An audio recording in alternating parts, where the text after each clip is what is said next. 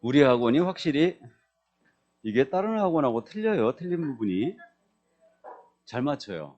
확실히 공부를 잘해. 그러니까 맞출 수 있는 부분에서는 다 맞춰버리는데 역시 후단으로 갈수록 여러분들이 어려워하는 게 확실히 느껴지네요. 이게. 자, 그러면 이제 14번 문제 갈 차례죠. 14번 역시 빡세형 문제입니다. 그 금주행위 지금 판례의 내용과 일치하는 것을 모두 고른 게 있는데 이거는 이제 확인 설명과 거래계약서 작성 의무 이거 관련해서 같이 이제 판례를 같이 엮어봤습니다. 그러면 1번 기억 지문이에요. 거래상 중요 사항에 가격에 대한 정보 포함되고 있다는 거 기억하고 있죠? 그래서 가격에 대한 정보도 포함될 수 있다. 그래서 1번 지문 X, 기억 지문 X. 포함될 수 없다 그랬으니까 X고요. 다음 니은 지문입니다. 직접 거래 금지하는 규정은 이거는 단속 규정이지 효력 규정이 아니라고 그랬죠. 그래서 그 계약 자체는 유효입니다. 그래서 맞고요. 다음에 디귿 지문 엄청 잘 내는 지문이죠. 확인 설명 의무와 손해배상 의무는 소정의 보수를 지급하지 않았다고 소멸되는 것은 아니다. 엄청 잘 내는 지문 틀렸고 이것도 너무너무 잘 아십니다. 근저당이 설정된 경우는 채권 취득액은 조사 확인에 설명해야 되죠. 근데 실제가 나오면 아니라고 그랬죠. 실제 피담보 채매가 조사 확인 설명 의무까지는 없습니다. 그래서 맞습니다. 그럼 지금 정답이 옳은 것 그랬죠 지금. 그래서 답을 칠 때 다시 한번 꼭 체크하면서 칩니다. 니은과 리을. 그래서 정답은 2번이었습니다. 가볍게 이해해 두시고 자 그러면 15번 문제로 갑니다. 거래계약과 관련한 사항이에요. 자 그러면 이 거래계약에 대해서는요 서식에 대한 내용 그 다음에 필수기사항 꼭 암기를 해줘야 됩니다. 그러면 법정 서식에 의한 거래계약서 틀렸죠? 네, 그래서 1번 질문 틀렸고 2번 질문입니다. 분삼 작성한 거래계약서 대표자까지 해야 되는 거 아니죠? 책임자가 서명 및 날인 체크하면서 읽어야 돼요. 책임자가 서명 및 날인 맞고요. 다음에 개공이 작성하는 토지 매매 계약서는 공법상 이용 제한 사항이 포함되어 있다. OX, X. 거래계약서 필요조건 사항, 인표는 일금도 건조하격 중에 가장 잘 물어보는 게 공법상 제한이다. 그래서 이 부분 염두에 두시고요. 그래서 3번 정답 됐고요. 4번입니다. 2번이 정답이었죠. 그래서 3번 틀렸고요. 4번 질문. 개업공사는 반드시 거래계약서의 원본을 5년간 보관한다. 아니죠. 그래서 이거 지금 원본만 이게 시험에서는 만자를 넣어줄 거예요. 이렇게. 그럼 확실하게 틀렸다는 거 보이죠? 그럼 사본을 보존하든 전자계약 이거 전자문서로 보존하든 상관없죠. 나아가 공인전자센터에 보관된 경우는 보관 업무 자체가 없습니다. 그래서 틀렸어요. 이거는. 다음에 5번 지문 아주 잘 되는 질문이죠. 소공이 만약에 계약서 거짓 기재했다. 이중계약서 써요. 소공은 자격 정지. 엄청 잘 됩니다. 자격 취소 아니에요. 이걸 왜 잘 내냐면요.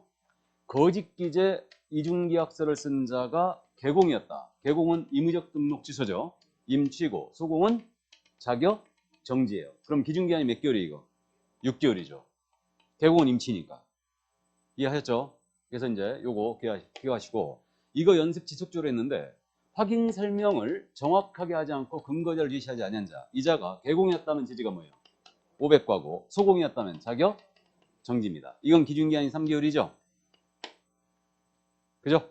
이 정도로서 주의를 꼭 해주시고요. 거래계약서 필요조건사항 반드시 암기해 주세요. 꼭 암기해 주셔야 된다. 그러니까 이런 식으로 지문을 꼭 물어보니까 꼭 암기해 주셔야 된다. 자, 그래서 정답 2번이었고요. 그럼 16번 문제로 내려갑니다.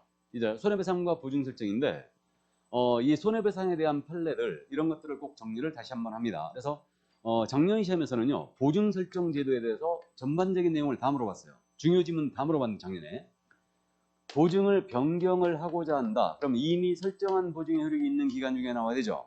그럼 보증 기간이 만료됐다라고 나왔어요. 기간 만료가 되면 기간 만료일까지 보증을 다시 설정하여 신고해야 된다. 이렇게 나와야 되죠. 다음에 보증 기관을 통하여 손해배상을 했다고 그러면 며칠이 나와야 된다? 15일 내 재가입 보증을 해줘야 돼요. 그다음에 공탁금에 대해서는 회수 제한이 몇 년?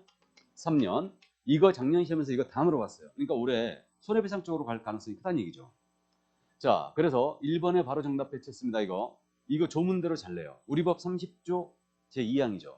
사무소 제공했다 손해폈다. 손해배상 책임 있죠? 그래서 1번 바로 정답입니다. 2번 질문입니다. 이거 시기 가지고 보증은 잘 낸다고 그랬는데 개설 등록을 했거든요. 보증 설정 언제까지 해야 돼요? 업무 개시 전. 그래서 개설 등록한 자는 손해배상 책임 부장의 보증을 지체 없이 설정하여가 아니죠. 업무 개시 전. 네, 설정하여 등록같이 신고 들어가야 되고요. 그 다음에 이거 3번 지문은 요즘은 잘 안 내고 있는데 우리가 보증 설정 금액을 한도로 책임을 지는 게 아니죠. 그래서 지급 한도 초과하는 분에 대해서 청구할 수가 있습니다. 예, 그래서 틀렸고요. 다음에 4번 질문입니다. 기간 만료가 떴지 않습니까? 보증기간이 만료가 됐다. 그럼 만료일까지 재설정하면 되는 거죠. 그래 틀렸고 5번 질문입니다. 이거 판례의 태도. 공제는 보증보험적 성격이 있어요. 그래서 공제와 보증보험은 성격이 같다. 그래서 타인을 위한 손해보험 성격이기 때문에 보험편에 적용이 되더라. 해서 보험은 우연한 사고에 기인한다고 그랬고 공제에 가입할 당시에 공제 사고가 발생돼 있지 않은 것을 대상으로 해야 돼요. 따라서 개공이 장래 공제 사고를 일으킬 의도를 가졌어요. 그러니까 사기의 고의가 있었다고 그랬죠. 사기의 고의가 있고 공제에 가입을 했고요. 그런 다음에 실제로 사기를 친 겁니다. 그렇다고 하여 가입할 당시에 사기 고의가 있었다 하여 공제 사고가 발생돼 있던 것은 아니었다. 따라서 공제 계약이 무효가 되는 것은 아니다. 알아보셨죠? 네, 그래서 정답은 1번이었습니다. 우리가 지금 40문제 중에 1번의 정답이 나올 게 몇 문제 정도 된다고 대략? 8개. 맞죠? 그러니까 1번의 정답 나오면 다른 점들을 읽지 않는 거죠. 바로 통과해버리는 거예요. 그러니까 이런 식으로 확실한 지문이었다. 그러면 이게 확실한지 아닌지는 따져만 보면 되잖아요. 자기의 중개사무소를 다른 사람의 중개의 장소로 제공했다. 재산상 손해 체크하고 그 손해를 배상할 책임이 있다. 맞잖아 이거. 그죠? 이론의 여지가 없는 거죠. 그러니까. 그래서 정답이었습니다. 바로. 눈이 의심스러웠죠? 이게 정답 맞나? 근데 첫 번째 금기가 뭐라고요? 찾지 마라. 찾지 말아요. 명심하세요. 굉장히 중요한 얘기입니다. 찾지 마세요. 그러니까 바로바로 읽어나가면서 답이 걸려야 됩니다. 이게. 자, 그러면 넘어가시죠. 17번 문제로 가십니다. 금지행위로 지금 들어왔는데 금지행위는 뭐 무슨 행위, 금지행위에 해당한 걸 골라라. 아닌 걸 골라라. 그래갖고 무슨 행위, 무슨 행위 이렇게 지금 나가는데 역시 이걸 갖다가 이제 풀어 쓰는 지문 형식으로 나갔습니다. 그러면 토지에 대한 개발 컨설팅을 해주고 공유 지분을 받았어요. 그 사례로 공유 지분 받았습니다. 이거 컨설팅이니까 이에 대한 보수는 중개 보수 규제 적용이 없죠.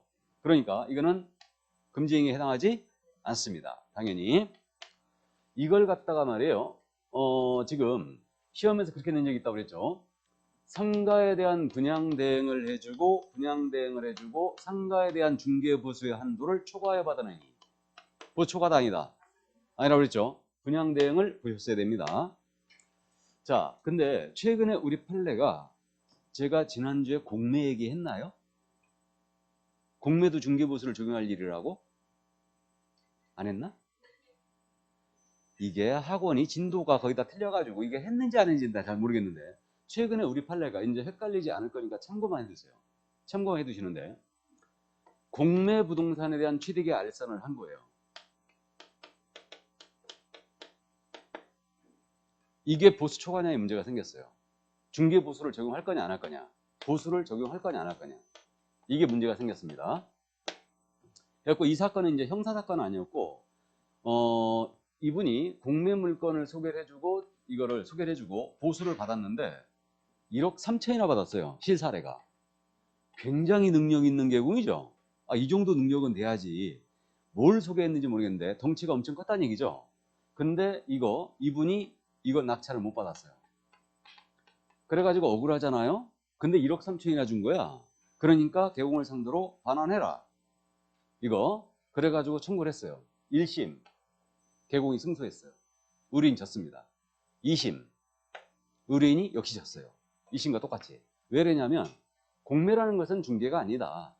그러니까 이에 대한 보수는 보수 규정이 적용이 없으니 보수를 초과해 받은 것이라 볼 수 없다. 반환할 필요가 없다라고 했어요. 이게 3심 대법원. 3심에서 뭐라고 판단했냐? 3심 대법원에서는 이거는 실질적으로 공매 부동산에 대하여 취득의 알선한 행위는 이거는 중개로 봐야 된다. 그래서 보수 규정이 적용이 있다라고 해석한 거예요. 그 논리가 아주 빈약합니다. 논리가. 그래서 이 대법원 판결을 이런 판례들은 제가 신뢰를 못해요. 그러니까 우리가 대학 강의가 아니니까 대학 강의라면 이거 학자들은 엄청 비판을 해버리지. 말도 안 되는 판결이라고. 근데 어쨌든 대학 강의가 아니니까 기억만 해두는데 공매 부동산에 대한 취득의 알선을 한 것도 중개 보수 규제 적용이 있다라고 해석을 했어요. 대법원에서. 그래갖고 나머지 금액 돌려줘라. 그렇게 판단이 나왔어요. 돌려줘라 하고. 그래서 납득이 안 되는데 만약에 이걸 확장해서 가면 잘못하면 분양대행이나 컨설팅도 보수 이용할 일이 생길 거라고 이렇게 볼 수도 있죠. 말도 안 되는 소리지 이게. 그러니까 어쨌든 이런 판례가 최근에 있었다는 걸 참고하세요. 그러니까 이거는 조금 제가 굳이 대법원의 입장에서 생각을 해보면 국내 부동산에 대한 취득에 알선을 했잖아요. 그러니까 보수 기준을 적용한다고 봤는데 그렇다면 대법원이 좀 더 깊이 있게 생각을 해봤다면 취득의 알선은 보수 기준을 적용할 게 아니고 매수 신청 대리인 등록 규칙 있죠. 거기서 보수 기준 있죠. 그걸 적용해야지 그러면. 맞죠? 차라리 그래야지. 그게 논리적으로 더 맞지. 그게 차라리.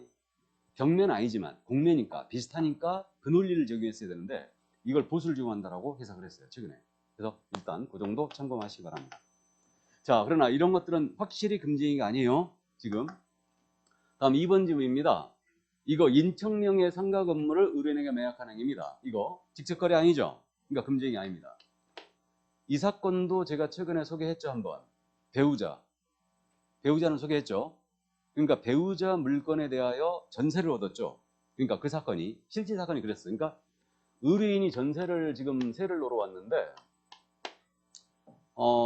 금매였어요. 왜 그러냐면 나가시는 분한테 보증금을 돌려줬어야 되거든요. 그래갖고 빨리 전세를 빼달라 그런 거예요. 그래가지고 마침 우리 개공이 전세 아파트를 구하고 있었지. 그래가지고 남편 명의로 전세 계약을 의뢰인과 한 거예요. 이거를. 그래갖고 이게 이제 문제가 생긴 겁니다. 직접 거래에 문제가 생기고요. 대법원의 판단. 이건 직접 거래다라고 판단했어요. 직접 거래다. 그래갖고 이거는 실질적으로 지금 남편 명의로 배우자 명의로 했지만 실질적으로 같이 살고 있더라 이거예요. 그래가지고 이건 직접 거래 판단한 사건입니다. 그래서 저는 문제를 이걸 원래 배우자로 냈었거든요. 근데 이걸 인척으로 이제 바꿨지. 그럼 인척 명의의 건물을 매각했어요. 이건 절대 직접 거래는 아니죠. 그래서 이제 우리 지금 현재 유약집의 유권 해석이 배우자 명의로 거래한 경우는 직접 거래가 아니라고 지금 유권 해석돼 있죠. 근데 이것은 일단 출제는 이제 없어졌죠. 출제 못하지 이거. 그 배우자 명의로 해버리면 바로 이건 출제하게 되면 바로 이건 이신청가네요. 그냥. 맞죠? 그러니까 그 정도 일단 감만 잡아두시고요. 자, 그래서 2번도 아니고요. 3번 질문입니다. 이거 꼭 기억을 해주시라고 했어요. 매도 의뢰인을 대리하여 매수 의뢰인과 계약했다. 이건 일방 대리라고 했죠. 이 표현은 아주 잘 낸다고 했습니다. 그럼 직접 거래? 아니었어요. 이렇게 되고 그 다음에 무허가 건축물의 매매를 업으로 했습니다. 이건 금지행위 맞아요. 무허가 건물은 중개사물 맞죠. 그러니까 매매의 알선을 업으로 했다면 이건 중개업이죠. 근데 매매를 업으로 하는 게 금지행위예요. 그래서 4번 정답이 됐고 5번 질문은 또 다른 계공의 소개로 매도 매수를 했습니다. 그럼 다른 계공의 매도 매수 하는 직접 거래 아니었죠. 예, 그래서 이거는 금지행위가 아니었습니다. 그래서 정답은 4번이었어요. 이 정도는 풀어낼 수 있죠. 그래서 이게 바로 이제 금지행위의 정통 문제였습니다. 자, 그럼 18번 문제로 가십니다. 중개보수로 지금 넘어왔어요. 그래서 이 중개보수 지금 오늘 지금 제가 이거 법령 정보를 확인을 안 하고 들어왔는데 내일 발표될 거예요. 내일. 중개보수 개정안 있죠?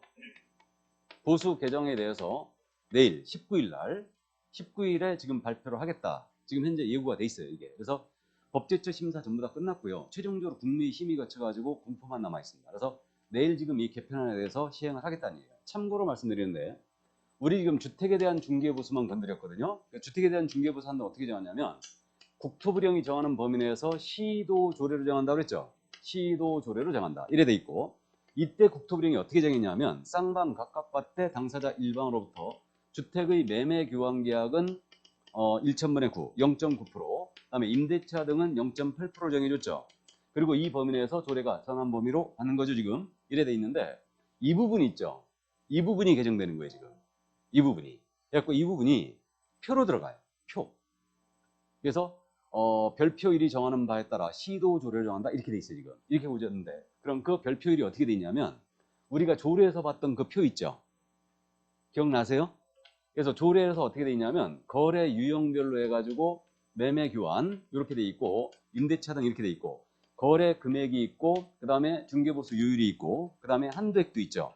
이렇게 돼 있는데 이게 구간대를 매매 교환을 아주 세분화시켰어요. 그래가지고 5천만 원 미만, 5천만 원 이상, 2억 미만 똑같아요. 그 다음에 2억 이상, 9억 미만, 9억 이상, 12억 미만, 12억 이상, 15억 미만, 15억 이상 이렇게 나왔어요. 그래갖고 최고 15억 이상 금액. 이거는 최고율이 0.7%.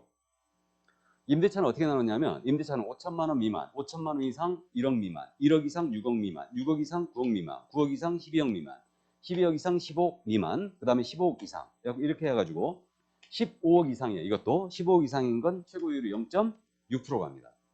그래가지고 지금 혹시 기억나세요? 매매는 0.6% 출발했죠. 5천만 원 미만서부터 0.6, 0.5, 0.4, 0.5, 0.6, 0.7 이렇게 올라가요. 임대차는 출발이 0.5%였죠. 이거 0.5, 0.4, 0.3 그다음에 다시 0.4, 0.5, 0.6 이렇게 올라가요. 그래갖고 결국은 이 부분이 국토부령으로 들어갔기 때문에 결국은 암기를 해야 되는 사태가 벌어진 거거든요. 근데 내일 발표죠. 내일 발표인데 출제위원들은 현재 지금 부산 내려가 있죠.